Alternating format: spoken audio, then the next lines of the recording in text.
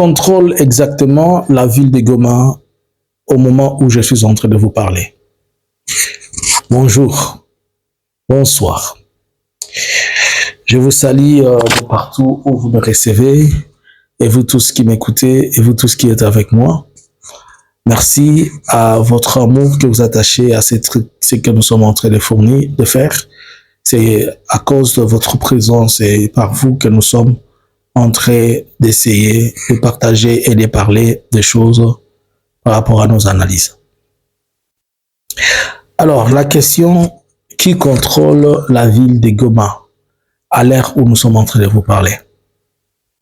Partagez cette vidéo, donnez-la, faites que nous puissions avoir une bonne référencement. Ne manquez pas de nous laisser votre commentaire, ne manquez pas d'activer les cloches de notification. Merci pour vous tous qui vous abonnez sur YouTube, pour vous tous qui vous abonnez sur TikTok. Merci, merci infiniment. Alors la question: qui contrôle la ville de Goma à ce moment-ci? Cette question, elle sera à la fois à double phase. Pourquoi je dis à double phase?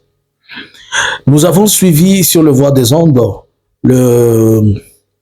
le ministre, puisque pour le moment, je peux dire que c'est Moïndo Nzangi qui fait à la fois le rôle du ministre de Défense et le ministre des Communications et Médias. Puisque vous allez vous rappelez-vous que nous sommes un pays en guerre, mais notre ministre de Défense, c'est un médecin.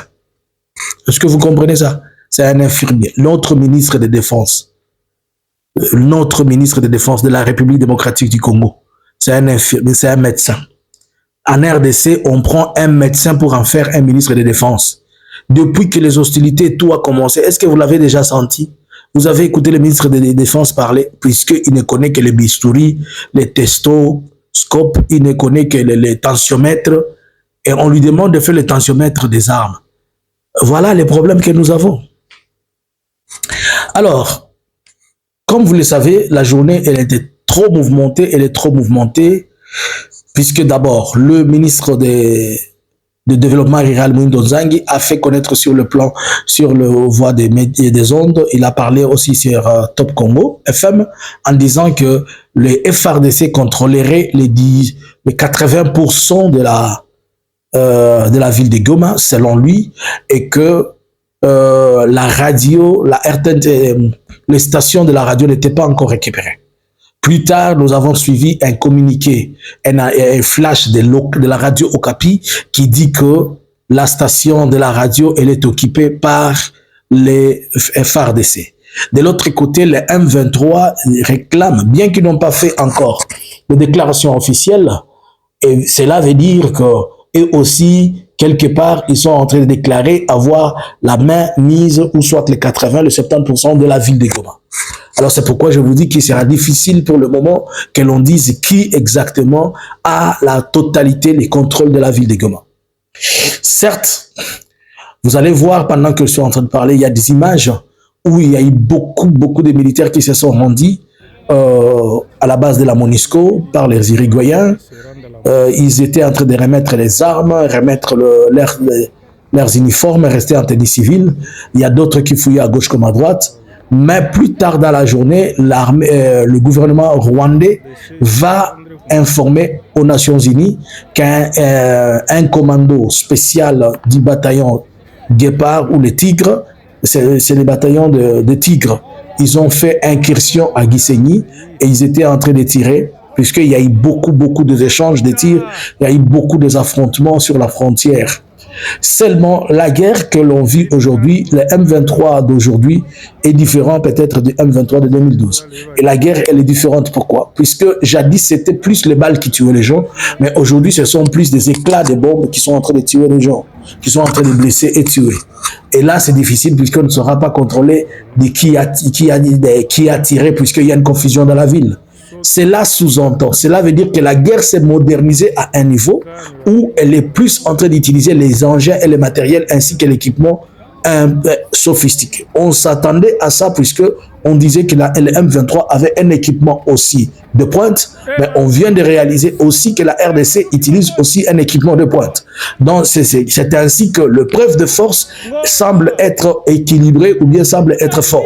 Cependant, le M23 d'aujourd'hui, de 2025, il est à la fois un groupe politico-militaire, puisque vous avez à la tête l'aile politique qui est conduite par Corneille Nangaa et l'aile militaire conduite par le général Sultan Makenga qui planifie, qui fait tout ce qui est militaire. Alors, et est-ce que Corneille Nangaa vise la ville de Goma? Selon des informations, et le colonel Corneille Nangaa plutôt a dit que Goma ne l'intéresse pas, ni Bukavu ne l'intéresse pas, ce qui l'intéresse c'est Kinshasa. Là, ça apporte toute une différence par rapport à ce qu'on sait. Parce qu'en 2012, le M23 était plus en train de venir à Goma pour chercher à ce qu'il puisse revenir sur certaines discussions, qu'on puisse respecter certaines choses. Mais aujourd'hui, comme il est en train de dire qu'il vise plus Kinshasa, cela veut dire gagner ou perdre Goma ne va pas leur empêcher de pouvoir avancer. Et c'est ainsi que même s'ils gagnaient Goma, cela veut dire si on ne les traque pas, si le gouvernement congolais ne les traque pas, ça sera compliqué. Je veux dire bravo, bravo, bravo à nos militaires FARDC.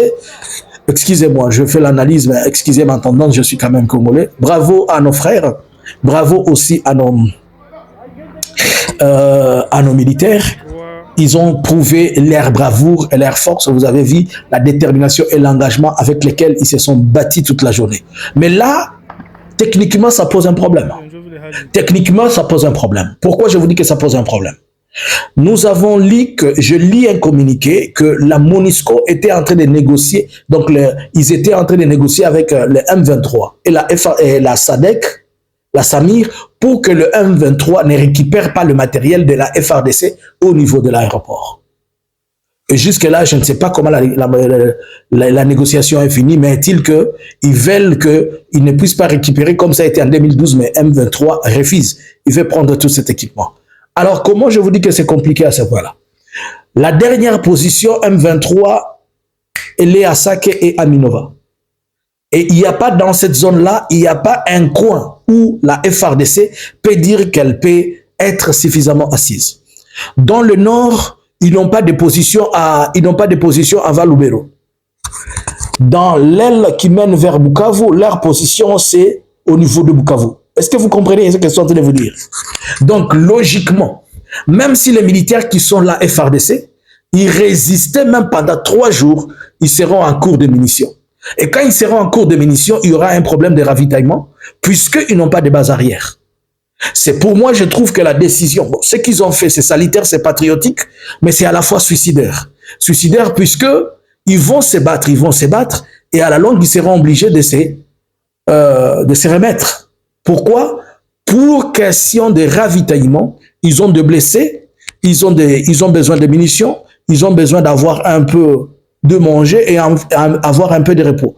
Le bataille était tellement farouche dans la journée que cela risque de compliquer. Mais par contre, le M23, qui a la facilité de pouvoir se ravitailler, puisqu'il a plusieurs bases arrières, il y a d'abord son allié, le Rwanda, qui est là, il y a aussi ces bases arrières, par exemple à Sake, à Massissi, où ils peuvent les faire intervenir à tout moment. Cela peut les appuyer et cela peut être positif pour eux. Et c'est là où je dis que c'est suicidaire. Maintenant, si le gouvernement congolais se met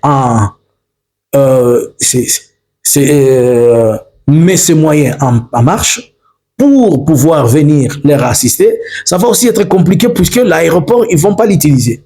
Si un avion essaie de l'Inde, il va être abattu. Car vous avez vu des systèmes anti-missiles un peu partout dans la zone là. Le Rwanda était en train de contrer, c'est-à-dire, et les drones, ils peuvent les abattre à tout moment. Qu'est-ce qu'ils vont faire? Est-ce que vont-ils aller négocier? Est-ce que le gros du troupe de la FARDC va tenir pendant combien de jours? On ne sait pas. Nous gardons un œil, mais la situation, elle n'est pas bonne. Il y a beaucoup de militaires FARDC qui sont en train de se rendre à cause de ça.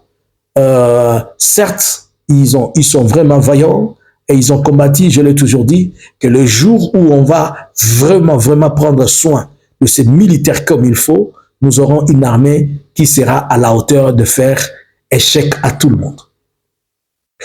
Gardons l'œil comme je vous avais dit, croisons les bras, et la politique, je viens d'apprendre à la dernière nouvelle que le président Félix ne se rendra pas au Kenya comme ça a été prévu pour la réunion de demain, Je le mets encore au conditionnel, mais je pense que à 60%, c'est vrai. Il est en train de faire plusieurs réunions avec ses équipes pour chercher comment sortir de la crise. Alors, pour le moment, la seule chose qui peut importer, qui peut amener que les gens essayent un peu d'avoir une accalmie, c'est la politique, puisqu'il faut aussi laisser les couloirs humanitaires. Est-ce qu'on va les laisser demain? Est-ce que ça va être après-demain? Il y a risque que la ville de Goma soit coupée en deux parties. Je vous informe aussi qu'en République démocratique du Congo, Kinshasa s'est décidé de couper toute l'Internet. Donc, à partir de 28, il n'y aura plus d'Internet. Est-ce qu'on va laisser un couloir? Il va y avoir une partie FRDC dans la ville et une partie M23. C'est compliqué et surtout une guerre urbaine dans une ville, elle tue beaucoup et aussi, elle a beaucoup de conséquences. Wait and see et suivons la situation. Restez connectés avec Analysons Congo. Vous serez update des analyses et de tout ce qui se passe sur terrain. Bonjour, bonsoir.